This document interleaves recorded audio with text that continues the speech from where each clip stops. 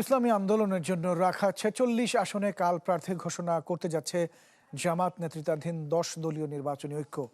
দুপুরে লিয়াজু কমিটির বৈঠকে এমন সিদ্ধান্তে আসেন জোটের নেতারা। জানা গেছে, নির্বাচনে ২১০ আসনে লড়বে জামাত। দলটির নায়েবে আমির হুঁশিয়ারি দিয়েছেন, ইসি পক্ষপাতমূলক আচরণ করলে কঠোর অবস্থানে যাবেন তারা।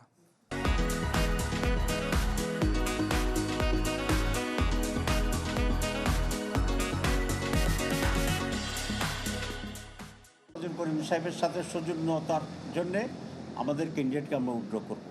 বাংলাদেশ ইসলামী আন্দোলনের নায়েবে আমিরের সম্মানে একটি আসন রেখে বাকি ৪৬টি আসনে প্রার্থী ঠিক করতে জামাতের কেন্দ্রীয় কার্যালয়ে বৈঠকে বসে ১০ দলের লিয়াজু কমিটি।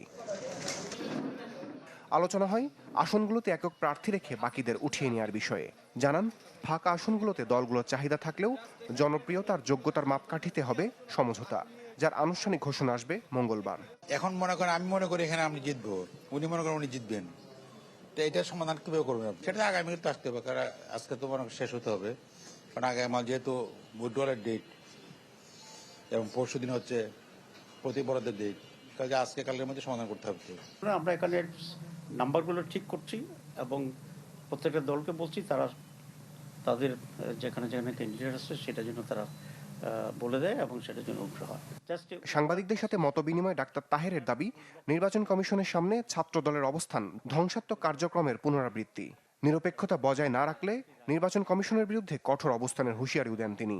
ছাত্র দলের আন্দোলনটা হচ্ছে নেগেটিভ, ধ্বংসাত্মক। তারা একটা রং জায়গায় গিয়ে বসে আছে, একটা ক্যাশ করার। ইলেকশন কমিশনের ভূমিকা আমরা শুরু থেকে বলেছি এ বিট বায়াসড, এবং তারা বিশেষ দলের পারপাস সার্ভ করার জন্য চেষ্টা করছে। আমরা গতকাল চিফ ইলেকশন কমিশনারকে আমরা চিফ অ্যাডভাইজারকে এ ব্যাপারে স্পষ্ট বলে দিয়ে এসেছি এবং উনি বলছেন যে উনি এটার প্রতিকার করার জন্য চেষ্টা করবেন। অ্যান্ড পরেও যদি আমরা দেখি যে তারা একটা দিকে হেলে পড়ছে, আমরা বলেছি অলরেডি, তো তাহলে তো সেখানে আমরা খুব স্ট্রং স্ট্যান্ড আপ হইতে কোনো।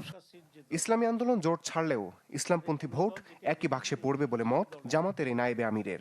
এদিকে বাংলাদেশ খেলাফত মজলিসের আমির মামুনুল হকের সম্মানে 2টি আসনে প্রার্থী দেবে না ইসলামী আন্দোলন বাংলাদেশ। দল হিসেবে কোনো দলের ভিন্ন সিদ্ধান্ত হইতে পারে, কিন্তু জনগণের সিদ্ধান্ত এটা দ্বারা পরিবর্তন হবে না। রমিজ হুসাইন, চ্যানেল 24, ঢাকা।